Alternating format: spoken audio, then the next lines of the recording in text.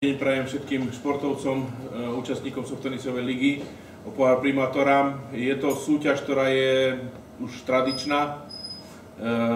Jej hodnota je najlepšie vidieť vo vašich výsledkoch. Samozrejme, najlepší môže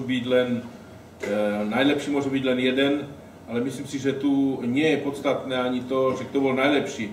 Ale podstatné je to, že navzájom ste vedeli vytvoriť tú vzájomnú súťaživosť, vzájomné zápasové stretnutia k tomu, aby v tomto športovaní ste si upevňovali vzájomné kontakty, vzťahy a aby ste vedeli si zašportovať.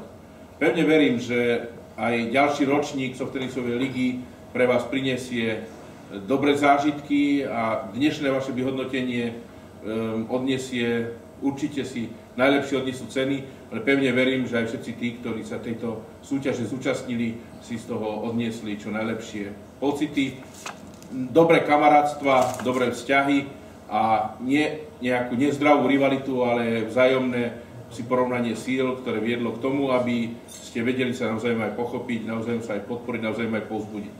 Ja vám prajem, aby sa vo vašej športovej činnosti vám darilo, aby ste v nej zotrvali, a aby aj nielen dnešné vyhodnotenie, ale ďalší ročník priniesol pre vaše športovanie len tie najpriaznivejšie zážitky a najpriaznivejšie účinky pre vás ako pre športovcov. Všetko dobré vám prajem.